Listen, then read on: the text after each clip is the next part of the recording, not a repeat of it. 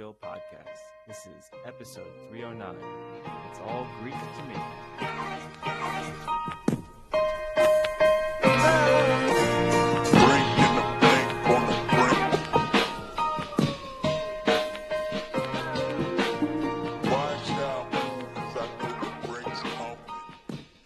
Hello, Big Chillians.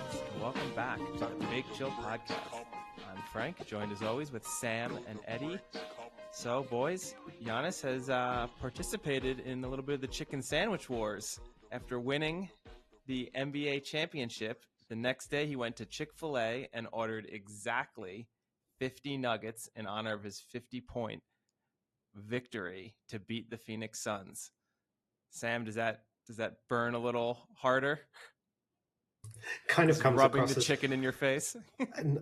Well, it kind of comes across as just someone that's really humble, that they think that the need to celebrate is just needing 50 nuggets.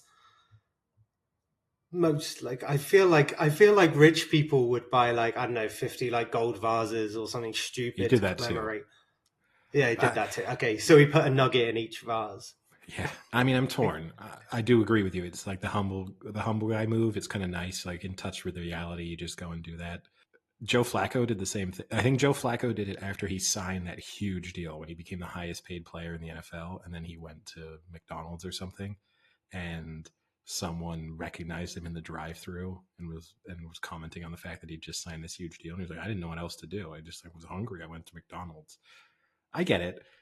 But it also is like a good PR move too, right? I don't think Giannis is that guy because everything about him, I think we've spoken about this before, right? There was a moment when he moved house and he was really loved the idea of a yard sale. Like he thought it was the most amazing, like American thing. And then he said he was just going to have a yard sale and people could just buy his stuff because he was moving. And then the Bucks were like, "You cannot do this. You cannot publicize the fact that you're just going to have a yard sale and have random people turn up to your house." Would it make the yard sale like incredibly like middle upper class though? Because fundamentally he's not going to have just like everything will be valuable because it's his, if you see my point. Oh yeah, so for sure. It's not really a true yard sale. It's more like a high-end auction. Because even if you put like a pair of socks on there, someone's going to bid thousands to say that they own his socks. Not thousands. Let's calm down here. Really? You don't think that they would spend thousands of dollars on just for like his a normal pair of his socks? No. Maybe if he said they were like the game worn, I scored 50 points in game 6 in the NBA Finals in these socks. They still stink. Yeah, exactly. And I haven't washed them. Someone then pays thousands. But if they just says, "These are just a pair of Nike socks I wear around sometimes," no one is paying thousands. I do agree with you. Everyone would pay over the odds for everything he had. I would even do it. Like if I knew he was having a yard sale near me, I'd go and buy one of Giannis's things and walk away thinking I should have paid $50 for this, but I paid $100. But now I get to say, "Hey, look at that. That used to be in Giannis's house." I would do it. Yeah, I mean, he seems very genuine. Like to me, he seems like one of the last true genuine athletes that there actually is. I mean, even watching the video of him talking to his wife about ordering the nuggets, he was like, "Yeah, should we get like 50 nuggets? Like, can we get barbecue sauce on half?" She's like, "They don't have barbecue sauce." Like, "No barbecue sauce?" He was like, genuinely just like, it was like having no one else. There's no way LeBron would do that without then finding out 2 weeks later he's dropping an exclusive barbecue sauce at Chick-fil-A that you can purchase. Now that's a great move. Seriously, that's a great move. I mean, like everyone has an agenda, but like he just seems like he's so humble and he really appreciates where he is and what he's come from, and it was really great. I mean, and he had one of the greatest NBA finals once they started winning. I mean, so it was like game 3 he had over 40. Game 4 he had that block at the end to seal it. Game 5 he had that like crazy alley-oop to seal it. And then this game he had 50. I mean, that's insane. Yeah, I mean, the ceiling, right? The 50 points in a series clinching game. It's an all-time. It's up there with the best performances of all time in a series clinching NBA Finals game. So only 6 have ever scored 50 in a finals game, and only one other person has ever scored it in the clinching game. So it's super impressive.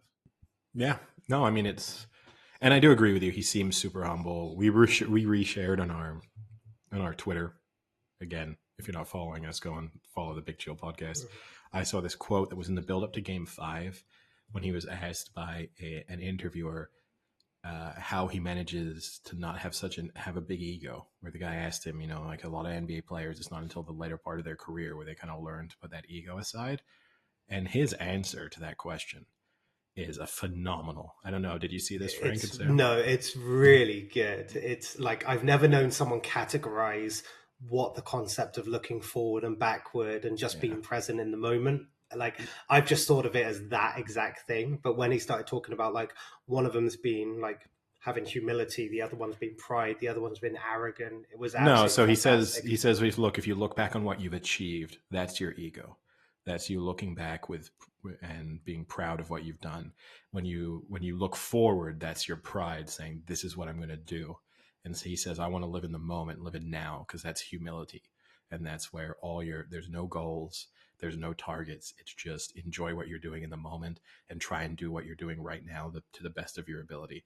And I'm not doing the answer he gave justice, but it's an incredible answer to what is a good question, but also kind of not a good question. It's one of those that if you don't get a good answer, it's a terrible question, but he's actually given it thought. The thing that's funny to me about it, it's a clickbait question. Yeah.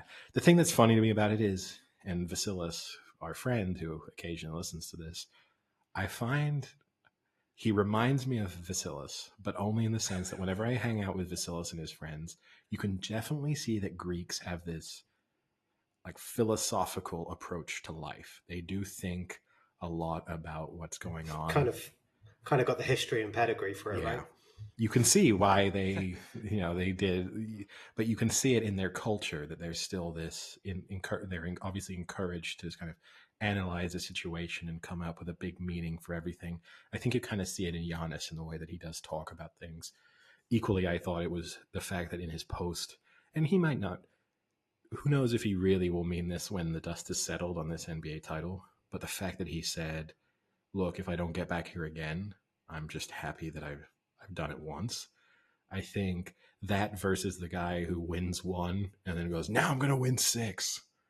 I think it was just really nice that, again, going back to just enjoying what you've just achieved, for him to just say, yeah, I've done it now. Like, I'm an MVP. I've won an NBA Finals. I was an NBA Finals MVP. Like, I can kind of say I got to the top. And now if I don't get back, I at least can always say I got there. Yeah, and I also enjoyed he had a slight shot at everyone else for saying that he could have joined a super team, but he wanted to do it the hard way and the right way. And that was awesome to hear. Like, I'll take him slamming them all day like that. And he nearly called them out by name, right? Like, he got pretty close in that comment to actually mentioning who he could have joined, and then said, I'm not gonna mention anyone. I'm not gonna like throw heat on anyone specific, but yeah, I could have joined a super team, but it's better this way. And I think he's right. He's definitely right. One thing I have about all of this is that, we had this argument about, whether Italy won it or England lost it. Like, the Suns were 2-0 up, and then they got pumped, I think, in the third game, like 120 to whatever. Like, what happened here to the Suns versus, did the Bucks do something very different, or did the Suns just capitulate under a situation that was new to them? So I think it's a mixture of both. So obviously Giannis got healthier as the series wore on because he was carrying that injury. So I think in the first couple of games, he was kind of trying to find his feet again, and I think testing out how healthy he was. So I think the fact that he got back to pretty much what seems like full health ridiculously quickly and then pulled out some great performances, there's not a lot they can do to stop him. I mean, his nickname is the Greek Freak. He is legitimately a freak of nature in terms of the things he can do athletically. Just seeing him, like his arm when he does his arm wingspan, it's just seeing that alone is like crazy. Wow, yeah, he must be good. And then Chris Paul was obviously injured for the final couple of games. He'd hurt his hand. I will say I find it shows you how small the difference is in sports, because after game 2, people were suddenly talking about, there was a lot of Chris Paul hype. There's a lot of people saying Chris Paul is finally going to win an NBA Finals. Haven't we been underrating Chris Paul his entire career? Where does he now stand in the pantheon of all-time NBA greats? And then that talk's disappeared. And now Giannis, who for a lot of his career, people have talked about him as being good, but not good enough, like not a true superstar, not able, he's not going to be able to push you over the line by himself, to now suddenly people saying, where does Giannis stand in the all-time greats? Like this is an all-time great NBA Finals. He's already won 2 MVPs. He's only just about to turn 27 years old. Where does he now rank in the all? And it shows you just how fine those margins are sometimes. That in we are talking about a series that game 3, well, not game 3, they blew them out by 20, right? But game 4, Yeah. game 5 came down to 1 or 2 plays. If those go the other way, the Suns win the titles. Everyone else is talking. Then the talk is the reverse. Now it's Chris Paul's an all-time great. Chris Paul got the title he deserved. Giannis, Booker's the next superstar. exactly. Yeah. Booker's the next Kobe Bryant. Giannis probably isn't good enough to win a title without another superstar being with him. Does he need to leave Milwaukee? Like the storylines are totally, totally different. Yeah. Speaking of where does he sit, quick trivia. He now in his trophy case has 2 NBA MVPs, a Defensive Player of the Year award, and a playoff MVP award. Only one other player ever has at least those exact trophies. Could have more, but at least has those in his case. Who is it?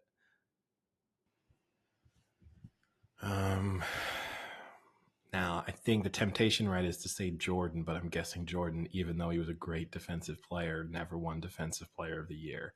I'm guessing. So I'm gonna go Hakeem Olajuwon. It is Jordan. Oh, okay. So the obvious answer was the right one.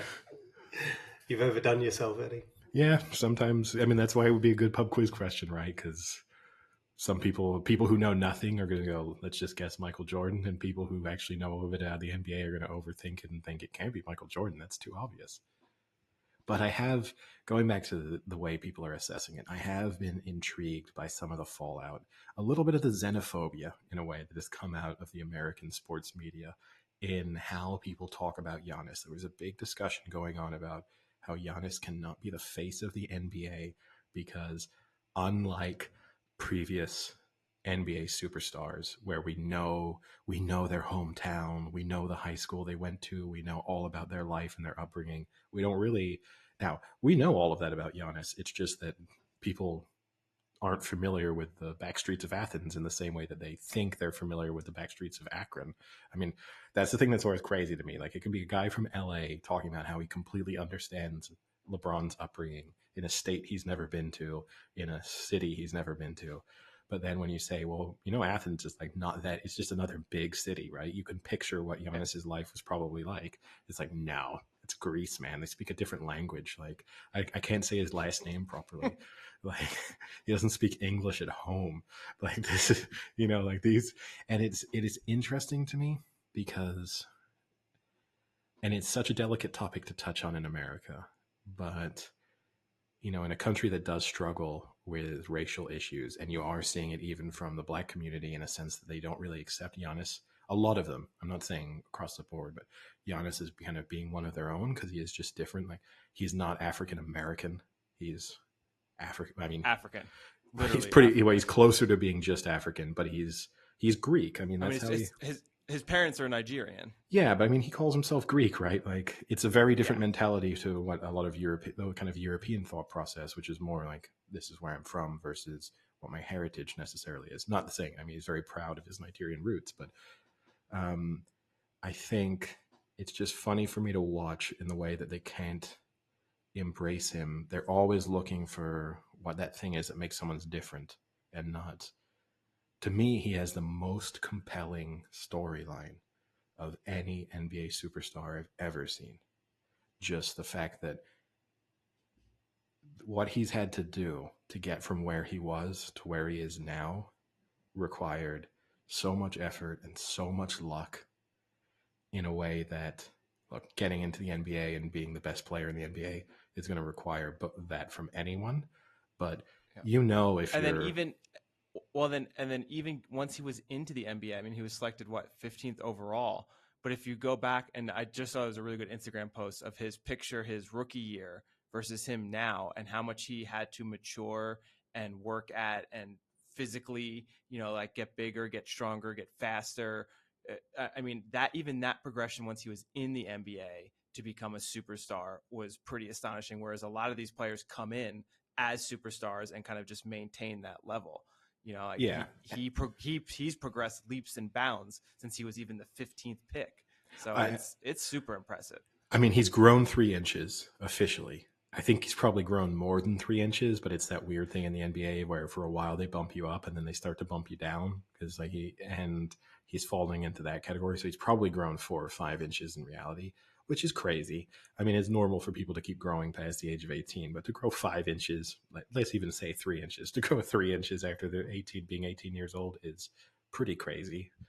Sounds like there's some torture rack job going on there. Yeah. But yeah, you're right. And then he's filled out. He was a super skinny guy when he came into the NBA, and now he's got some put on muscle 50 on pounds. Yeah. Went from 196 to 242 this year. Wow. Yeah, he's a completely different looking person. Yeah.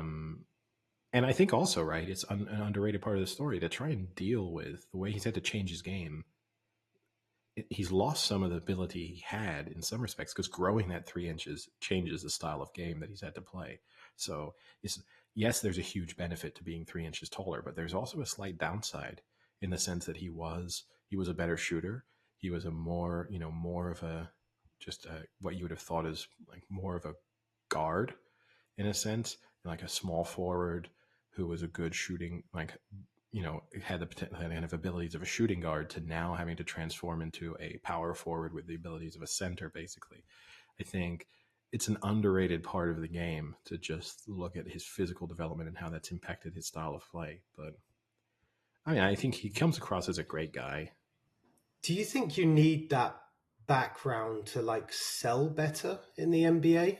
Like, I hope I'm saying that right, but like, I know I'm using the term all American wrong, but do you need that kind of like, my roots are in America, like the background has to be like somewhat of a struggle, somewhat difficult? Like, I'm just trying to think of like another point in a sport here, like maybe in like cricket, for example. So you had Stuart Broad, who was a very like public school background, very kind of privileged background, but yet because of his exploits is very well adopted and still very well loved as an England bowler. Whereas like James Anderson had a lot more of like a humble background, but is still loved as an England bowler. So there's not really the care too much as the background of the person. You just kind of accept them for the role they're playing and the skills. I don't know if cricket was the best. No, but my point was, cricket was the best example of a sport like, where there's a lot of but my point rough is street like upbringings. Like in England, do you need the rough street upbringing to be more accepted in NBA, or is it just trying to sell a story? Like, well, I guess. I mean, he had that, right? He just had that in Athens. He didn't have that in New York. I think the idea is not that the kind of all-American concept, right? The fact that you can embody a lot of, which in a way Giannis does, because he actually symbolizes what modern America should be, in a lot of ways, in that he's an immigrant who's come and excelled based on his abilities and working really, really hard. That is the fundamental principle of America, right? But I think America is not familiar with foreign athletes being the stars within their leagues and their sports. So it's a little bit, whereas in England, we're used to Cristiano Ronaldo coming and being the best player in the Premier League. It doesn't change the way we necessarily appreciate them. Sometimes you can even argue that it enhances it because we have these, there's the downside to being the Johnny Foreigner, but at the same time, there's these expectations of, well, maybe they'll be a bit skillful and they have something that English players don't have. I think in both baseball, yeah, exactly. I think in the adventure, I think in both baseball and American football and in the NBA, now you're seeing two sports where there's a possibility that the face of both of those sports could be a foreigner. And for Americans, that's a very foreign feeling that most Americans can't relate to what LeBron James's upbringing would have been like, but they feel like they can, or they can feel like they can at least picture it. And I guess most of them can't picture what Giannis's upbringing was like. And that makes him probably less marketable in some respects. That was as you spoke about it, that was my point really, is that obviously you've got baseball now with I can't remember his name, Otani, I think it is. Otani, yeah. Otani. So there seems to be criticism over like speak English or learn English or do something about your background to bring it in line with the American expectation, I guess. And then it seems to be what you were saying about Giannis is, you have Greek background, but I can't relate, therefore we can't kind of affiliate or understand or kind of embrace. So it's quite interesting that Americans feel the need to have an American in their sport, whereas, like you say, more globally and more European, we're used to it. We're used to this kind of moving left, right, and center, up and down the country, up and down country, regardless. It's In quite an sports. interesting perspective. Yeah, in sports, of course. I think this is Brexit. Well, I just think I do think what it does reveal. I think in Europe we've come to accept the idea of foreigners coming in and excelling, and we're much more accepting of athletes being foreign. Oh yeah. Well, no. England isn't nationalistic at all. They're super. No, Eddie's right, but in sports, absolutely not. No, but this is my point. Absolutely zero. Okay. Within sports, no. Within the culture, 100% yes. Like, for example, you could be a foreigner and go play for Blackburn.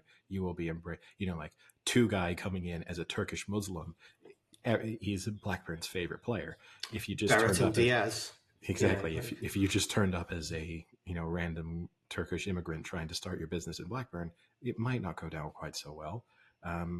And I do think that is interesting. Is that in a sense, the treatment of athletes kind of represents an ideal version of society. I think in America, it's not idealistic. It's actually much more revealing, which is a general fear of otherness, which I do think is reflected in the society as a whole. And it interests me, and I'm not being critical of the overall level of wokeness within American sports media, which I think is good for the most part. But it just is interesting to me that the same people who would be very, very sensitive about comments being made about African American athletes are then suddenly happy to say, "Wow, Giannis can't be the face of the NBA. Otani needs to speak English, right?" And these are the same people where if LeBron James turned up not to dressed in a certain style to an NBA game, and if Skip Bayless said, "I don't think he should dress like that at an NBA game," they would lose their minds and say, no, like this is his culture. He's just representing his roots. He's being true to who he is. And that to me is funny. Not funny, haha, but revealing kind of. Funny as an ODR. Yeah, there's an inconsistency there. And it doesn't sit very well with me, I have to say. But it does. I'll be interested to see how Giannis. I don't think he is the face of the NBA. I don't think he will be. Like there's a recency bias a little bit with trying to say that's where he is now, because I think everyone's forgetting that LeBron is still there. Just had a huge movie come out that Kevin Durant will be more involved next year and on a super team in Brooklyn. I think there's a lot of other possible faces of the NBA. Even Steph Curry, Golden State Warriors are going to be really, really good again next year. But yeah, it's an interesting. It does give you an insight into America, I think. I mean, wait, real quick, Eddie, before you move on, like it is really funny too, because if you look back, when was the last time LeBron won an MVP award? I'm guessing when he was in Cleveland, he probably won one. So I would say 2007. Well, they won the title in 2016. 2016, I'll say. Nope, hasn't won since 2012. Oh, so in Miami. On Miami. Yep. Wow. And if you look the last 3 years, I mean, you have straight foreigners, right? And you wouldn't say they're even close to being the face of the NBA, where it's still LeBron and Curry, who hasn't won one since 2015. So I mean, you are right in that sense, is that these guys probably should be the face of the NBA. I mean, between Giannis and Luka Doncic Jokic and Luka, but like they're not gonna be. No, and that is interesting. We're looking at and that's an interesting point too, right? We're looking, if we go 5 years into the future of the NBA, there is a very real possibility that the two best players in the NBA are two foreigners. And there are one's in the Eastern Conference and one in the Western Conference, right? So we could be looking at Luka versus Giannis as a consistent storyline, perhaps, in the NBA Finals. And yet, I cannot imagine a scenario in which those are either one of them is the face of the NBA.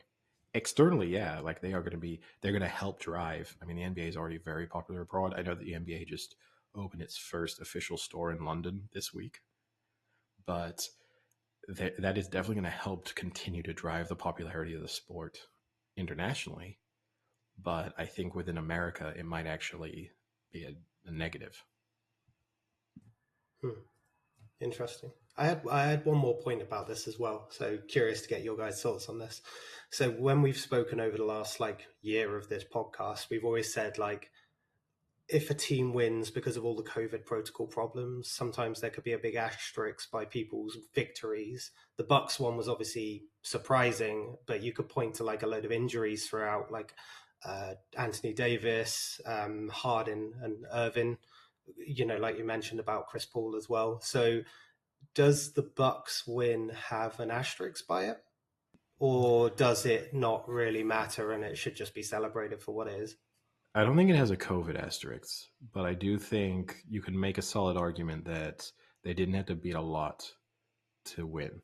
That they had an easy path, and they also got to play a lot of teams missing. Like they wouldn't have beaten the Nets if the Nets were at full strength. Like the Nets would have won this, and it would have been, assuming there's no injuries, this would have been a Nets Lakers finals, and I think the Nets would have won.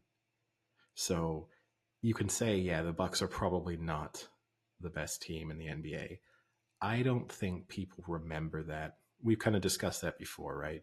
I will remember who, like someone like me, will remember who they beat on their way, and that Harden had a hamstring injury, and that, all these little different things. I think the average person will just remember, hey, remember when the Bucks won the NBA title and Giannis was amazing in the finals?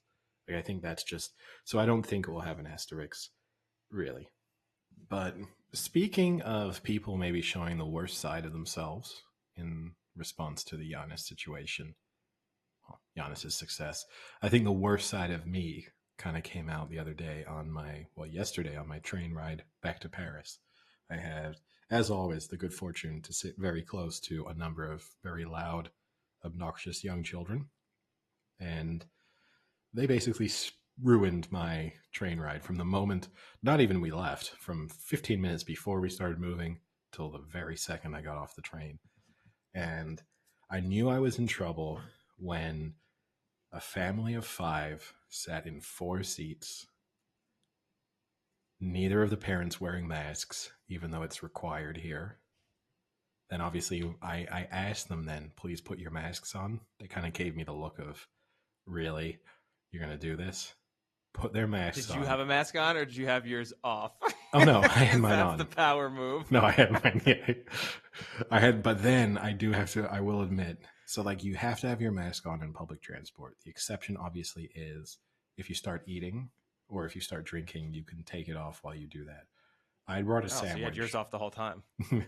I did bring a sandwich with me, and then I was like, I wanted to eat it because my train left at, I don't know, 7:15. So 30 minutes into it, I wanted to have my sandwich. And I knew then, I've recently asked them to put their masks on. If I now just sit with my mask off while I eat and listen to a podcast, I am going to look like a little bit of a hypocrite. So I then did do the thing of, would take a bite of my sandwich, put the mask back on, chew with the mask on. Wait a second, pull half the mask off, take a bite, put it back on. I thought I had the moral victory.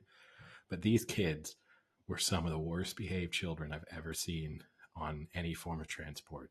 They were running, so they were sitting in a 4-seater on a train. They were not that small. They were just getting on the table and wrestling each other on the table.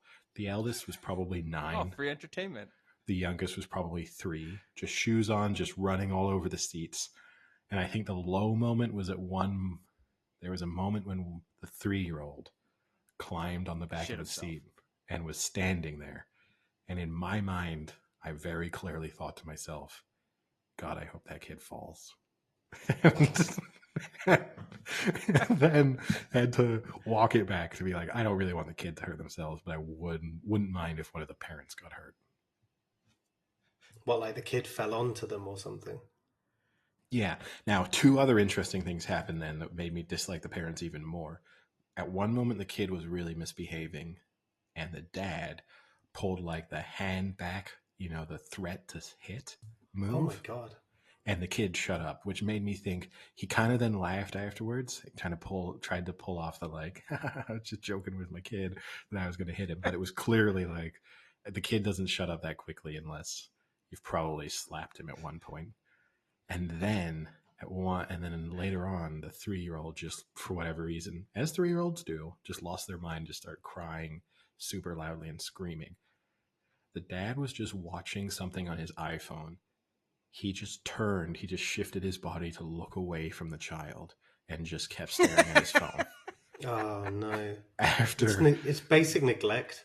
after 15 seconds, the mother, who's on the other side of the 4, reaches across and just places her hand over the mouth and nose of the child and just held it there for a solid 45 seconds. With the child didn't make any difference. The child just still screaming and bawling its eyes out. Eventually, the mother then nudged the dad and was like, "Can you do something about this?" And then the dad whispered, very aggressively Puts a whispered, pillowcase over the side of the kid. pulled the Saving Private Ryan move. Shh, shh, shh. Oh my god. Well, this is a dark train journey. But yeah, no, it was, and look, I know I know I've never had kids. I've never had to travel with young kids. I know how difficult it must be.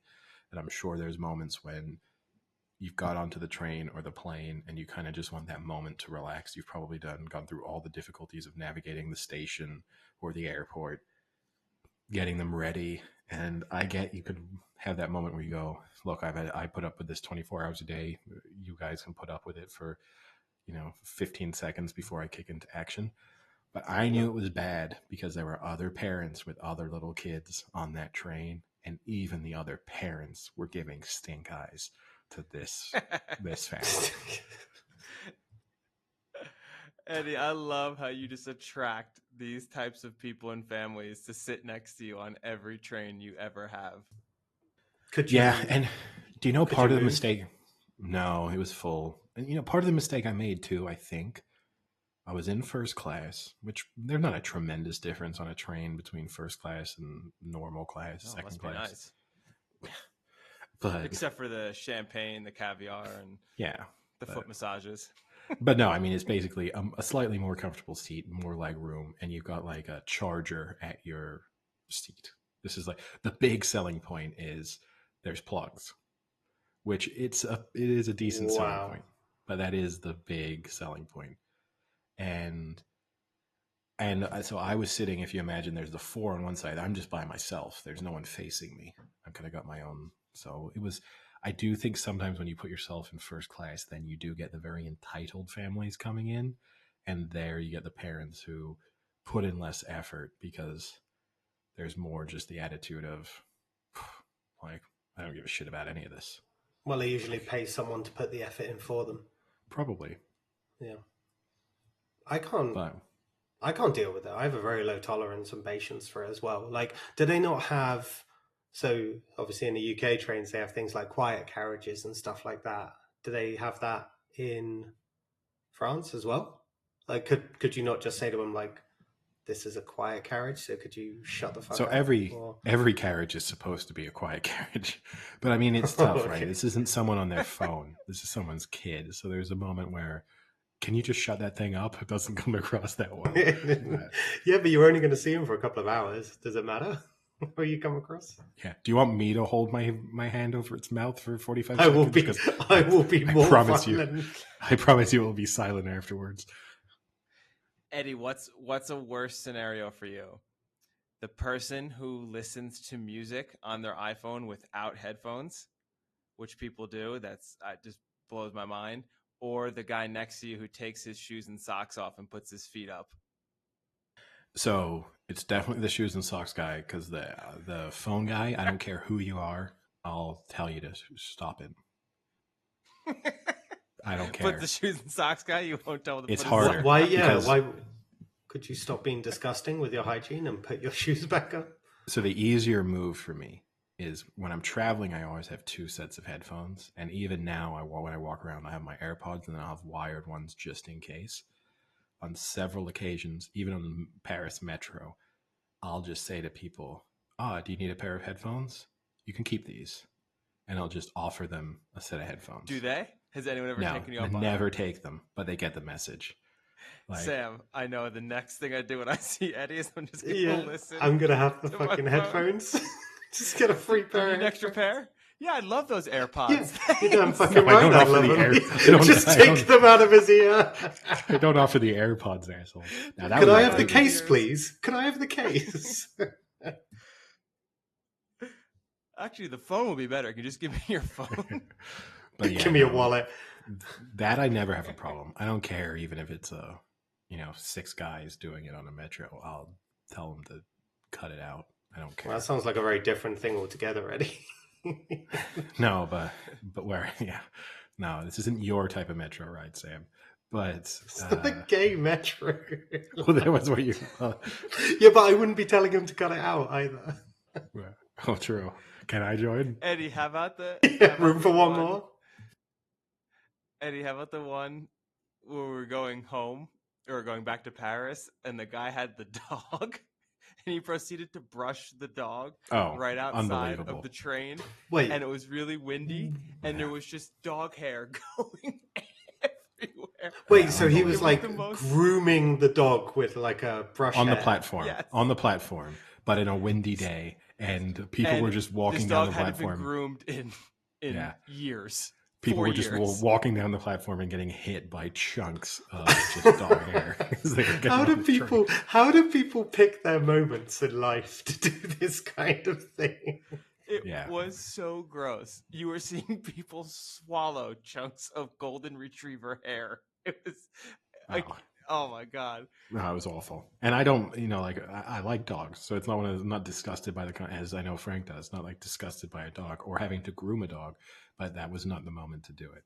But I generally find I'm always more bothered by people who, from a hygiene, like even in this family, the dad like stuck his foot up on the opposite chair and stuff. It's just like someone else is going to sit there, and your filthy fucking shoe is now what they're going to sit on, and that really bothers me. Anytime that bothers me more because like, they're not going to come on and shampoo this chair after you've been here.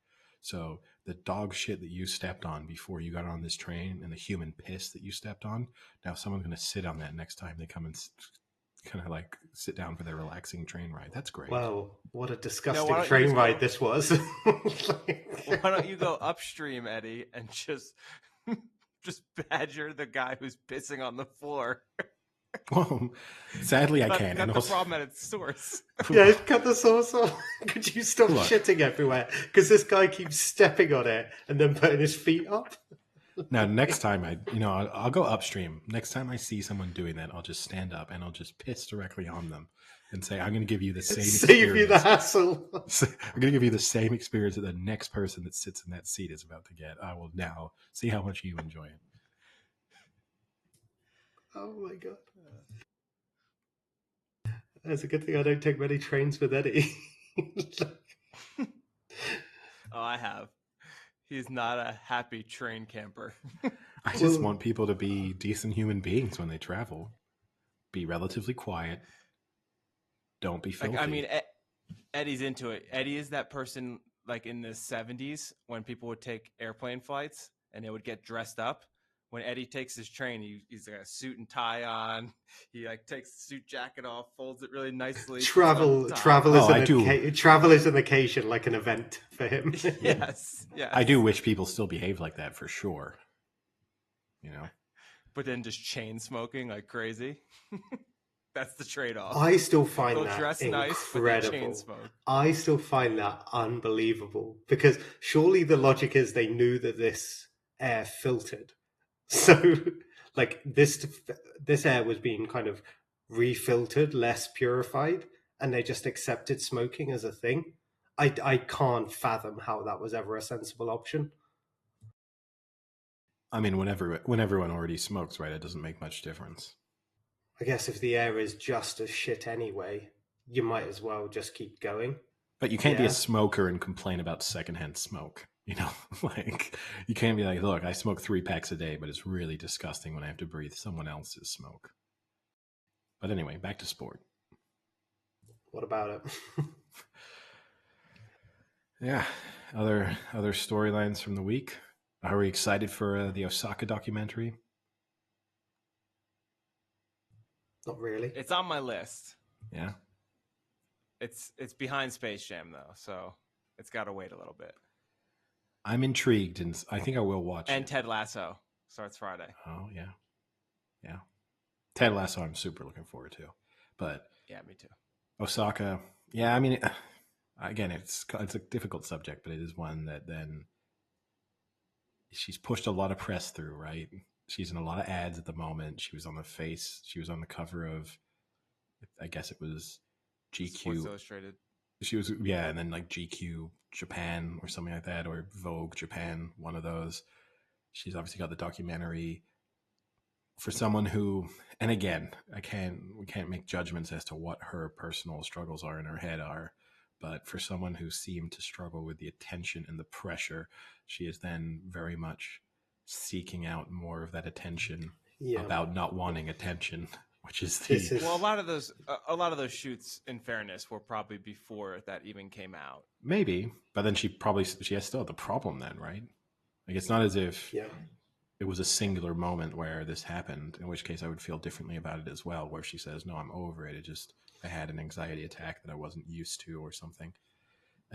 She's coming back for the US Open, apparently. She's said that. We talked about this too, but doesn't this put more pressure on her now? And part of it is not her fault, but part of it is her fault. Like I can go both. I can swing both sides of that argument, but regardless of if it's her fault or not, there is definitely more pressure on her now than there was before she said that she had to take time away because of the pressure and the anxiety of being a professional athlete. Yeah, I don't think there's ever anyone that has said I can't deal with the media pressure, so I'm going to invite them into my daily life to understand the media pressure and then not like it. It just strikes me as problematic. That's all. Like you say, you don't know specific moments or moments in her career or life where things changed, but it just strikes a problematic core with her point about media pressure is then to invite it. Just seems I wouldn't go as far as saying hypocritical, but it just comes across as, are you sure? Like, are you sure media pressures are the thing, or is that something you're Yeah. saying? Well, I mean, it's very much wanting everything on her own terms, which, I mean, look, we should all want things on our own terms in life. And she's in a position to do that a lot more than a normal person is. But yeah, I mean, if she wants to play tennis, it feels like she needs to accept that if she wants to avoid those moments that cause her real stress and anxiety, then perhaps she has to take a lower profile overall. It almost seems like she's taking a higher profile to push forward. Perhaps if we're being, you know, if you're really taking her at face value, then just to push forward mental health awareness. But in doing so, she's going to put more. So she runs the risk if she's, I mean, maybe she wants to be a bit of a martyr for, and I don't mean that badly, but for mental health awareness, because I agree with you, Frank. Like her press conferences are going to have way more attention now. If she loses, if she loses in the first couple rounds of the U.S. Open, you know that that's going to be a packed press room. Now, maybe she's in a position where now she can say she's not going to turn up for it. I don't know how that will go down, but it does seem a little bit like, yeah, a press conference is really easy to go to when you win. It's a little bit harder to go to when it's like going for a performance review at work. When we've all had, you had a great quarter or a great semester, yeah, that's a great performance review to have. When you've missed a few of your targets, it can go like, hey, sorry, boss, but like these performance reviews are really stressful and I do not deal well with them. But next quarter, if things are good, I can sit through that one. Yeah, I mean, the documentary doesn't bother me at all, and in fact, I think I feel that I respect her more for doing the documentary in the sense that I believe maybe she does have anxiety issues and things like that, and she's still willing to kind of put that to the side to have people film her to show the world about the stresses and the anxiety she's getting. You know, she's willing to make herself feel more uncomfortable to have an inside view as to what's making her more uncomfortable. That I don't have an issue with at all. I think that's actually great that she did that. The documentary doesn't bother me. It was just that initial way that she went about with the whole canceling of the tournament. And if she had done that in a better manner, she wouldn't have this increased pressure now at these future tournaments. But the way she went about just completely shutting off the media and kind of the awkwardness that it was makes this next tournament now, you know, the media, there are people who will be respectful, but there are other people who will be more onto her to try and get a reaction out of her because they know she's on edge. Well, yeah. Plus, I mean, too, right? The reality of it is she's putting some people's jobs at risk because there are plenty of people who are employed just for the purposes of turning up after a match, going to press conferences, writing their match report, getting some quotes and some anecdotes from players. So if Osaka was successful in what she's trying to achieve and basically give players a license to not turn up to those, then on the media side of things, there'll be people who lose their jobs. And again, for the betterment of the individuals, obviously the tennis players themselves are more important to our enjoyment of tennis than the media is. Although, as we've also discussed, part of why they make so much money is because of that media attention. But, you know, I can understand why there could be resentment within certain aspects of the media who think, yeah, this is great. You want to play tennis. You don't care about the fact that in order for my career to be successful, I need you to turn up and tell me why you lost that match. Now, one player who is getting media attention this week that he most certainly did not want is Everton's Gylfi Sigurdsson, who seemingly has been arrested on charges of sexual acts relating to children. It's child sex offences. Yeah. So we don't know the degree or severity of that, but they have been arrested under child sex offences. Great. Wow, that is timing. Right on cue, huh? That is not an added noise. No. If you just heard sirens, that was not an editing post. That was not a post-recording editing effort. So, obviously, yeah, as Sam, as you said, we don't know what it is. We don't know whether it is he's messaged an underage person, said inappropriate things to an underage person, if he's been visiting inappropriate child, pornography on the internet, if he's done something even worse than that. There is a scale, obviously, of things that he may or may not have done, and we don't know where on that spectrum he's going to fall. It's also not been confirmed yet that it is Gylfi Sigurdsson. It was confirmed by the police, so they're trying to. Shall I just leave it on? You know what? I'm just going to leave it on whilst we talk about this. It was confirmed by the police that a Premier League. Interesting description. It was confirmed by the police that a player who was based in the Manchester area, who is a Premier League football, they also specified who is a millionaire. This was also specified by them, which I thought was a weird detail to throw in, who is 31 years old, was arrested by police and released. So then everyone started looking to figure out who it was. As it turns out, it looks like it's Gylfi Sigurdsson because he has been suspended by Everton. So either he has the worst timing in the world on... Oh, yeah, we said I'm missing training. Yeah. Or he's done something awful. A couple of other players it was strongly linked to Delph. So a few newspapers ran headlines saying that Delph had been arrested. They're now having to print retractions of these stories, but kind of one of those things, right? Once you've thrown the mud out there, it's kind of hard to clean that particular wall because some of it's definitely stuck. Yeah. And I do feel. Do you think it's a bigger Everton ring? Oh, maybe Hillary Clinton's involved too. But do they have a pizza shop nearby that they all go to?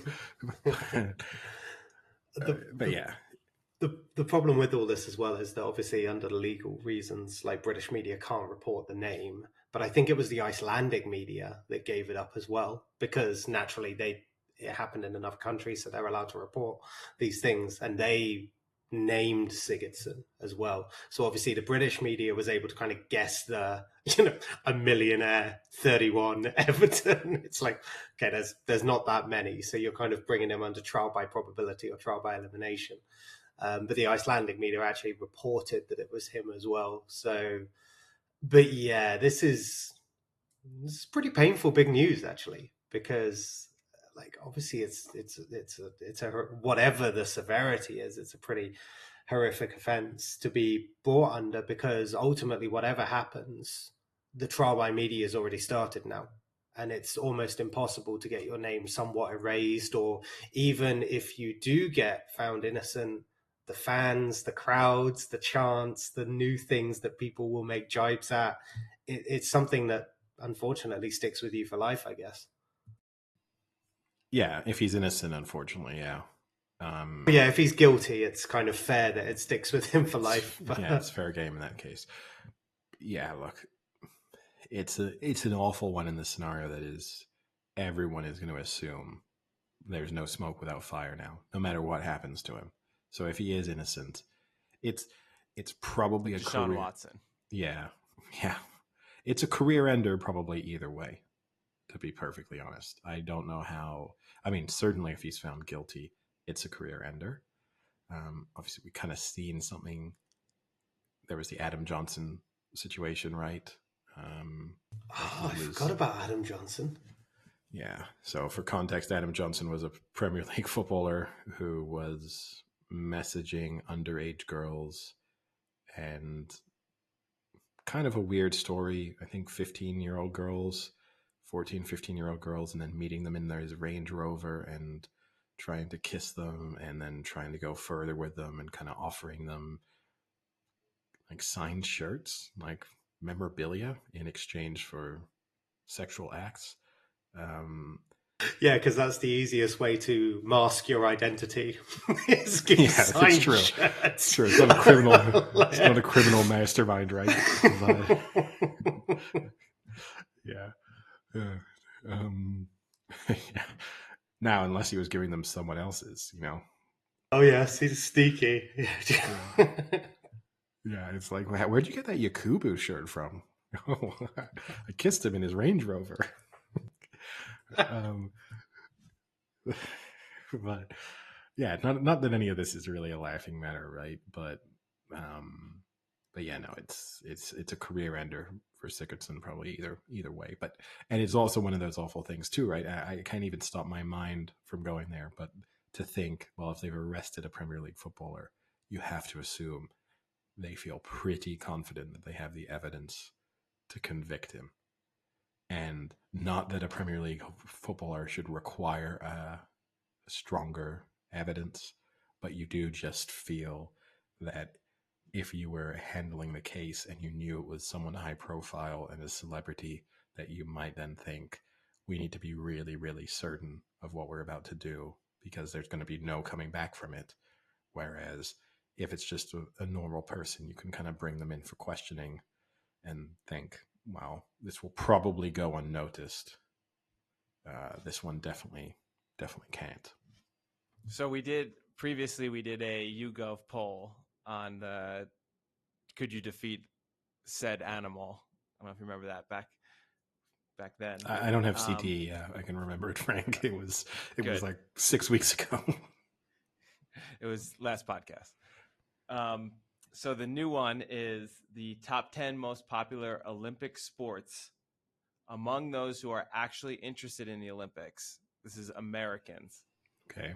Can you guess? I'm gonna start this way. There is no way you can guess the top 3. Yeah. Because I will say they put track and field as athletics. Okay. And Americans don't know it as athletics, so I don't think it was picked as highly as it was. They know it Okay. as track and field. So, But then so if it you was- single events it are was- classified under the wider thing. So like swimming it's swimming. Like rather than saying relay, 4x100 relay Yes. or something like that. Yeah. But Okay. because of that, athletics was 8th, and I don't think it would normally be that low. Or is it because it's specified, right? If for people who are really into the Olympics, is athletics like the basic bitch answer of what's your favorite thing from the Olympics? Like, is that how you get singled out? Like, what do you really enjoy about the Olympics? I love the 100 meters.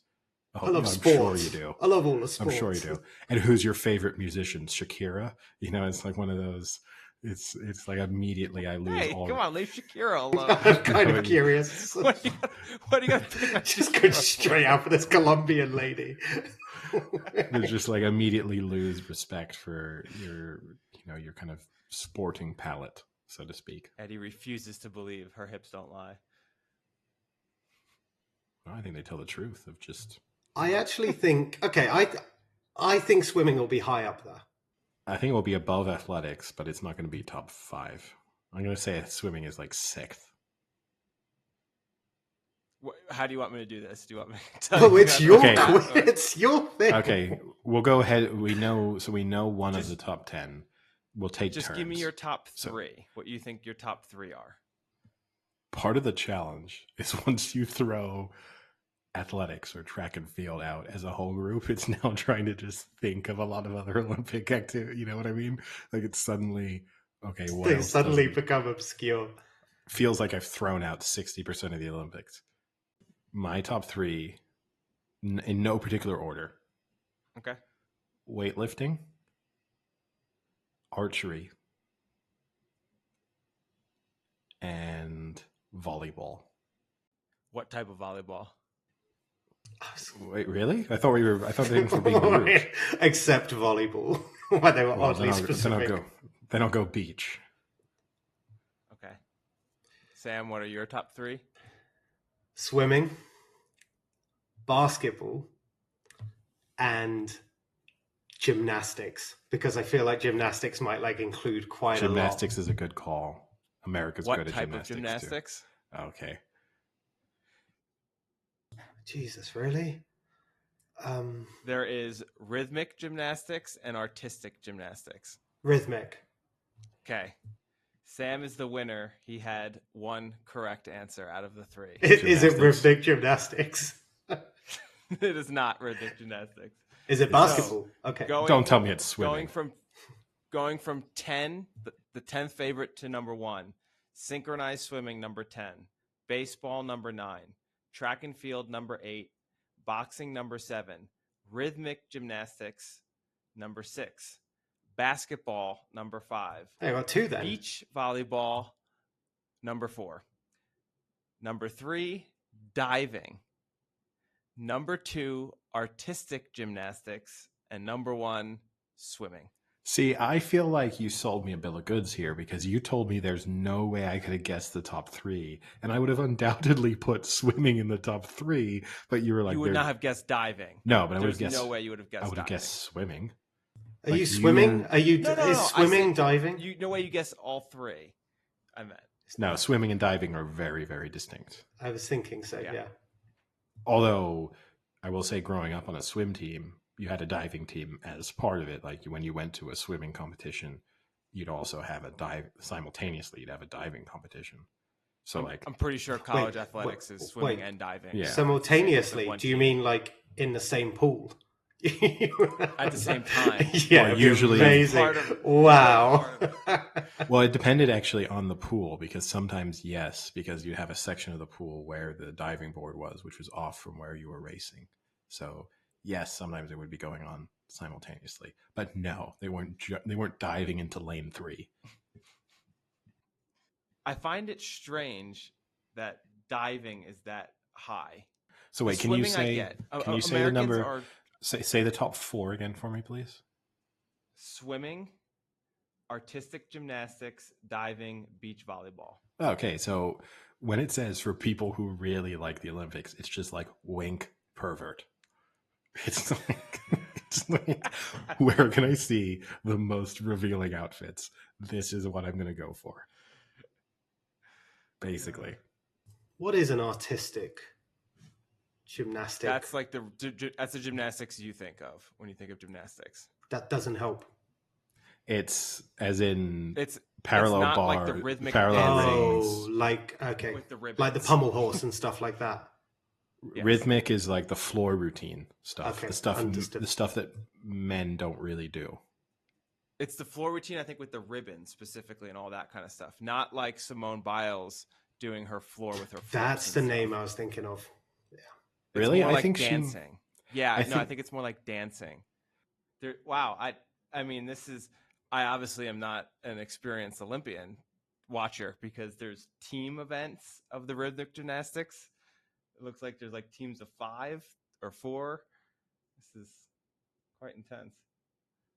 Yeah, I always find it funny. I mean, we've previously spoken about, right?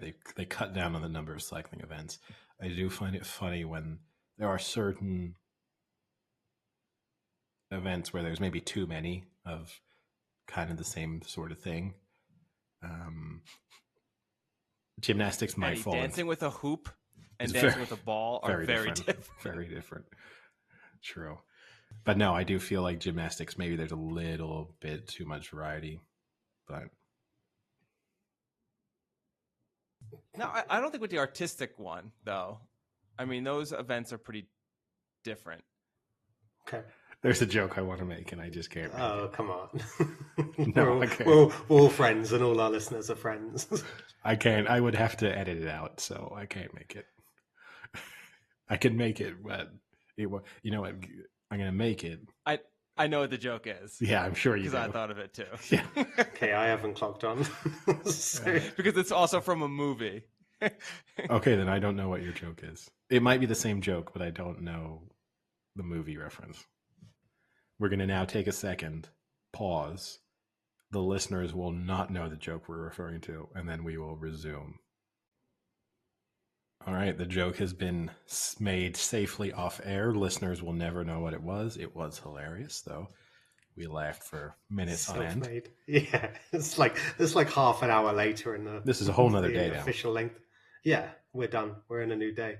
Speaking of the Olympics, though, did you see that the women's soccer had kicked off today with some impressive results? So you saw the USA lose their 44-match unbeaten run.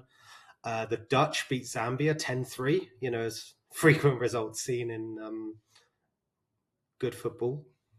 What's And, more surprising, a 10-3 result or the USA losing 3-0?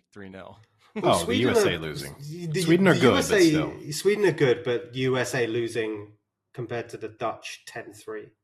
Yeah, it's the USA losing. What did Rapinoe or whatever she's called say? We got bopped, which sounds like Bopped. a weird way of saying, bopped. Americans are so weird sometimes when they... If I heard like someone in the Premier League lose 3-0 and they're like, yeah, we got bopped, I'd be like, what are you? What are you on about? Actually, it reminds me when we went to watch the England match, the finals, we went to the English pub up in Phoenix and they had an English breakfast, but they did not have black pudding. And I was very upset. It's an easy one to forgive from an English it's breakfast. understandable because I don't know how, I don't know if anyone even has it in the United States. And Americans mostly think it's gross. Yeah. I'd rather enjoy it, though. Once you've explained to them what it is, they're usually out on it. So I do get that it's a risk. Like, you could just be wasting a lot of money by putting it on the menu. But I do agree with you. It should be optional. Yeah, it is one of those things I do look forward to in an English breakfast. Oh, I look forward to the day before Ascot, get the nice English breakfast, read the Racing Post, get ready for Tuesday. Now, speaking of Ascot, we can do a little bit and pay a little bit more attention to horse racing in general. We got a few big races coming up over the next couple of weeks. We've also got some horse racing related guests coming on, but I thought we could start our ARC watch July 20th. God, no, I'm not doing it again. July 22nd. I Oh, was yeah. so Because it was disappointed. around the eclipse last year where the Gaia train continued. Yeah. The question is, No. I legitimately saw this question asked online. Does Is this this have the the best makings arc of the ever? best arc of all time? The We said question this last I year love for it. months. question gets asked every year, and we've got to ask it because obviously Snowfall put in another very impressive performance at the weekend. Everything coming out from the Snowfall camp, Ryan Moore, who obviously didn't ride it in the Oaks, was very much full of praise, said that it is a horse that will only continue to improve. So you have Snowfall at the top of the market at 7-2. Love, who will obviously be racing this weekend at 11-2. You then have Hurricane Lane also at 11-2, who put in a really impressive performance last time out in France at Longchamp in heavy conditions. So basically, a perfect test for what it's about to face in the arc. I mean, if you want to know, will the horse handle the conditions that it will probably face in the first weekend in October? Hurricane Lane has checked all of those boxes. Then you have St. Mark's Basilica, and then you have a whole host of other horses who you can all make a case for, and particularly if you look at the likes of Mishriff and Lone Eagle, if they put in good performances over the next, well, this weekend, but also over the coming months. Same with Wonderful Tonight. You will see their prices continue to drop. I mean, it doesn't have the feeling to me of, is this the greatest arc of all time? Because what it lacks is the proven arc talent that we've seen over the last few years. You mean like an actual winner, like a repeat winner? Yeah. You mean like Enable? But last year, if Love wins convincingly, then you have the Enable comparison come in real quick. Yeah. Is this the next Enable? Yeah. But I think the good thing about this run into the arc is that there's way more than a few competitors going into it that you're going to see good runs from. So like Enable won the King George last year and it was uncompetitive. No. Because in fairness, the Eclipse was Enable v Gaieth. The King George was Enable. And then there was very little that was competitive after that. They deliberately didn't run Gaieth. They deliberately only run Enable one more time, I think. Whereas you look this year, you've got a really good King George coming up on Saturday. You've got really good entries at Goodwood for like the Nassau Stakes and the Sussex Stakes. And you've got really good entries going into York at like the Nunthorpe, the Juddmonte. So you can already see more competitive like ways to the arc. I'm only talking in the UK because I know that there's a ton of amazing international entries and French entries going into it. But just from the UK side, UK and Ireland, you've got really good entries already when last year you didn't have that. Yeah, no, look, I think it could be one of the most open arcs for a long time. I think whether or not it's the best, because again, I think the fact that it lacks the proven pedigree of an arc winner, which it's not just Enable. We've had it kind of for the last 10 years. You've had, like the same with Trev, right? You've had a number of arcs where you had been a kind of a litmus test for everything else coming in. Well, if you can beat Enable, if you can beat Trev, then you felt like you'd proven yourself at this big stage. Whereas, look, this could be a great field, but it may be one of those where you say, okay, Snowfall beat Love and Hurricane Lane and St. Mark's Basilica, and then we never really saw anything of them again. So it looked great the Saturday before the arc, but 12 months later, it doesn't look like that great of an arc. I will say these anti-post prices are insane. I mean, Snowfall being 7-2 when it's not even guaranteed to make it there, right? What price are they then projecting Snowfall would be on the day if everything continues to go smoothly? They're basically saying, if you think Snowfall is worth backing at 7-2 right now, then you are thinking that Snowfall will be under 3-1 on the Sunday of the arc, which is just an incredibly short priced favorite for a horse that's not previously won the arc. They must be taking a painful amount of money to be creating a book that low on anti-post betting. And yeah, and I mean, you've got 7 horses in single figures in an anti-post market for a race in which it's true that you don't get a lot of big price winners. So probably one of those 7 will win the race.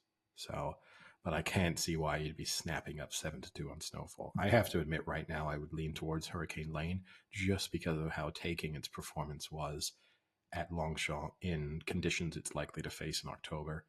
For me, that's where I'd be leaning. And you can forgive the Derby performance because of the fact that it lost both of its front shoes, right?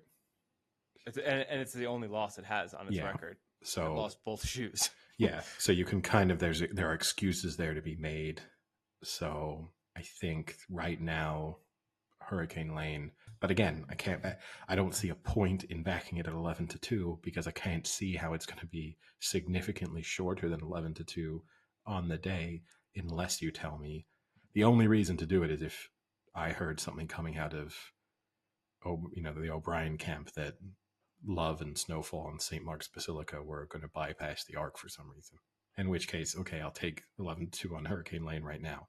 But assuming at least 2 of those turn up and any one of the host of other single-priced horses turns up, then I can't see the point in betting it. Right, anything else from the world of sport catch our respective eyes over the course of the week? No, just really looking forward to those opening ceremonies. True. I already got my bar lined up. I'm going to go to and cheer on with everyone else. Make sure to take condoms, Frank. You might even want to wear one into the bar because you just never things to get wild. They just might start leaping on you. You might want to just stick a couple on ahead of time. Yeah, don't worry, they'll understand. No, I'm not proposing that he doesn't have anything else on, Sam. What? So he doesn't just walk in like helicoptering with a condom? No, you can still have his shorts on. Just have one on underneath. Thanks, guys. All right, well, talk to you boys later. See ya. Cheerio.